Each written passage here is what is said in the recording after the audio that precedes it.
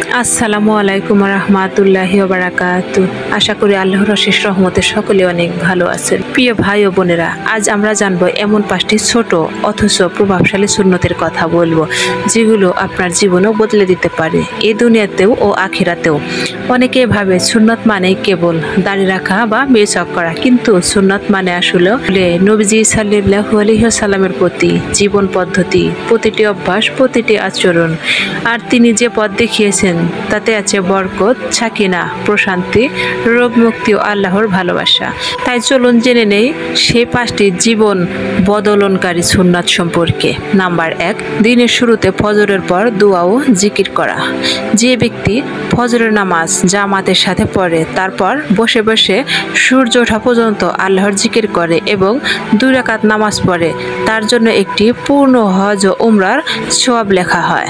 হাদিস তিরমিজি। আর এই সুন্নাত হচ্ছে আমাদের প্রিয় নবী হযরত মুহাম্মদ সাল্লাল্লাহু আলাইহি ওয়াসাল্লাম প্রতিদিনের অভ্যাস ছিল। তিনি ফজরের নামাজের পর জিকির করতেন, এরপর সূর্য ওঠার পর আবার 2 রাকাত নামাজ আদায় করতেন।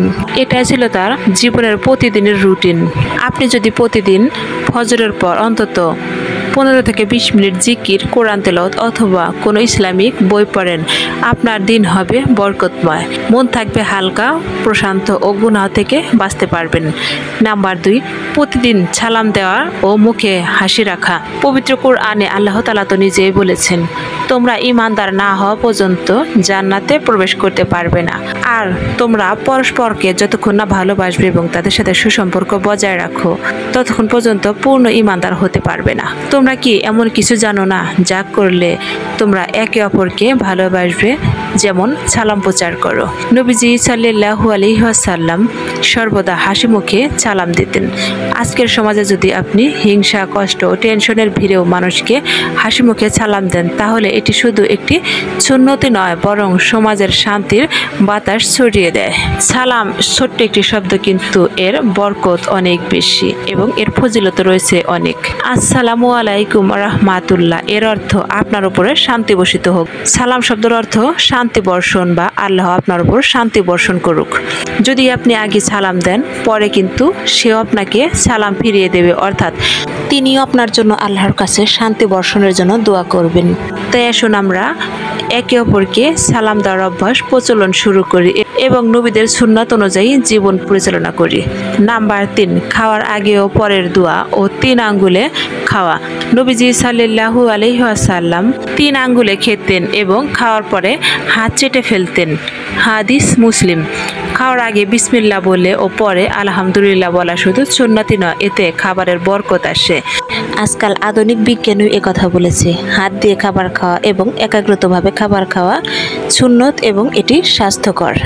আপনার যদি ছোট সন্তান থাকে, তাদের এই সুন্নতগুলো শেখান। এটি তাদের শরীর, মন ও আখলাক ও ঈমানকে শক্ত করবে। নাম্বার 4, রাতে ঘুমানোর আগে 3টি সূরা পড়ে ফু দিন। ঘুমানোর আগে সূরা বাকারা, সূরা ফালাক ও সূরা নাস পড়ে নিজের গায়ের উপরে ফু দিন। এই পদ্ধতি আমাদের প্রিয় নবী হযরত মুহাম্মদ সাল্লাল্লাহু আলাইহি ওয়াসাল্লাম তিনি প্রতিদিনই ঘুমানোর আগে 3 কুল পরে হাতের তালুতে ফু দিয়ে সেটি সারা শরীরে মাসাজ করতেন। এরপর তিনি ঘুমিয়ে যেতেন। এটি ছিল আমাদের নবীজি সাল্লাল্লাহু আলাইহি ওয়াসাল্লামের প্রতিদিনের অভ্যাসের কাজ। এটা আপনাকে দুশ্চিন্তা, স্বপ্ন ও জিন শয়তানের কুপ্রভাব থেকে রক্ষা করবে।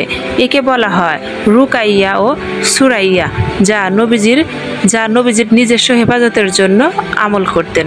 নাম্বার 5, প্রতিদিন কমপক্ষে একবার আল্লাহুম্মা গফিরলি বলা। হাদিসে এসেছে, নবীজি সাল্লাল্লাহু আলাইহি ওয়াসাল্লাম তিনি বলেছেন, আমি দিনে 70 বারেরও বেশি আল্লাহর কাছে ইস্তেগফার করি। হাদিস বুখারী।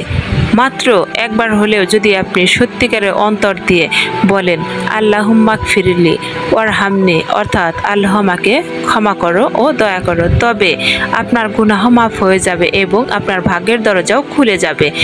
এটি আপনার অন্তরকে পরিশুদ্ধ করবে, আল্লাহর ভালোবাসার পথ প্রশস্ত করবে। প্রিয় ভাই ও বোনেরা, এই 5টি সুন্নাত ছোট, কিন্তু এর প্রভাব অনেক বিশাল। আপনি যদি প্রতিদিন এগুলো পালন করতে পারেন, তাহলে আপনার জীবন হবে বরকতময়, মন থাকবে হালকা ও দুশ্চিন্তা মুক্ত, জীবন হবে সফলতার পথ, আর আখিরাতেও পাবেন জান্নাতের দরজার উন্মুক্ত।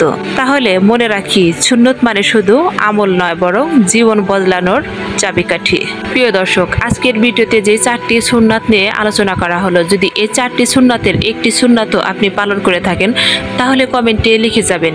প্রিয় দর্শক, আজ এ পর্যন্ত, দেখা হবে আবারও কোনো নতুন ভিডিও নিয়ে। সে পর্যন্ত সকলে ভালো থাকুন, সুস্থ থাকুন। আল্লাহ হাফেজ।